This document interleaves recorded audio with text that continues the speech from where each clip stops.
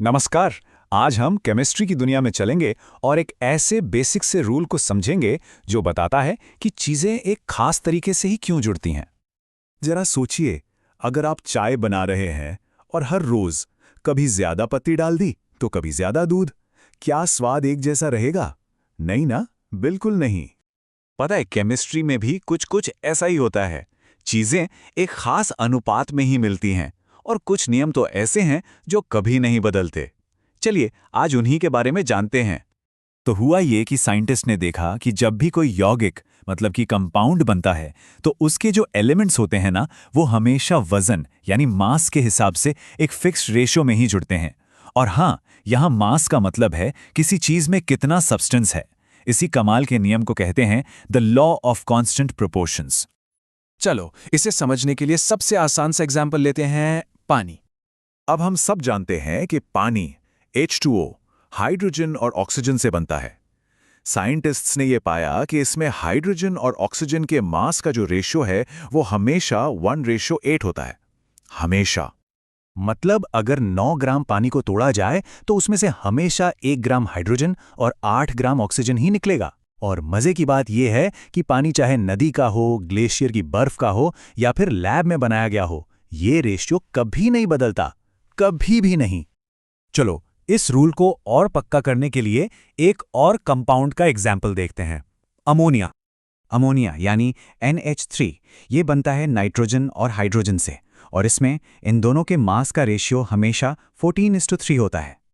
तो देखा, चाहे पानी हो या अमोनिया, हर कंपाउंड अपने एलिमेंट्स के लिए एक फिक्स्ड अटूट रेशियो को फॉलो करता है।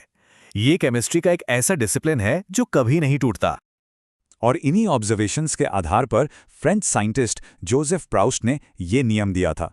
और यकीन मानिए, ये केमिस्ट्री की दुनिया में एक बहुत बड़ा कदम था। लेकिन अब साइंटिस्ट के सामने एक बड़ा सवाल खड़ा हो गया।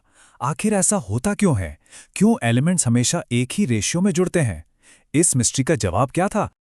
और इसका जवाब दिया एक ब्रिटिश साइंटिस्ट ने जिनका नाम था जॉन डाल्टन। डाल्टन ने एक रेवोल्यूशनरी आइडिया सामने रखा। उन्होंने कहा कि दुनिया की हर चीज छोटे छोटे कणों से बनी है, जिन्हें उन्होंने नाम दिया परमाणु या एटम्स।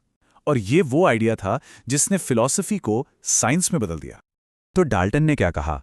उन्होंने कहा कि हर चीज एटम्स से बनी है और ये एटम्स कभी डिस्ट्रॉय नहीं होते।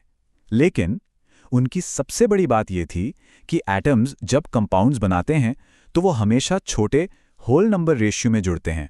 और बस यही वजह है कि किसी भी कंपाउंड में एटम्स का नंबर और टाइप हमेशा फिक्स्ड होता है।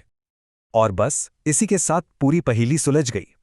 डाल्टन की एटॉमिक थ्योरी ने ना सिर्फ law of conservation of mass को समझाया, बल्कि हमारे लॉ ऑफ कांस्टेंट प्रोपोर्शंस को भी एकदम क्रिस्टल क्लियर कर दिया। तो बात का निचोड़ यही है, क्योंकि एटम्स हमेशा एक फिक्स्ड होल नंबर रेशियो में जुड़ते हैं, जैसे पानी में हमेशा 2 हाइड्रोजन और 1 ऑक्सीजन एटम, इसीलिए उनके मास का रेशियो भी हमेशा फिक्स रहता है। और यही वजह है कि हम पानी का फॉर्मूला हमेशा H2O लिखते हैं, चाहे वो दुनिया में कहीं से भी आए। सच पूछो तो ये नियम ही केमिस्ट्री की भाषा की नींव है। तो देखिए, केमिस्ट्री सिर्फ फॉर्मूले रटने का नाम नहीं है। ये तो एटम्स की, रूल्स की और नेचर के कमाल के डिसिप्लिन की कहानी है। सोचने वाली बात यह है कि नेचर के और कौन कौन से नियम हमारे चारों ओर ठीक इसी तरह चुपचाप अपना काम कर रहे हैं।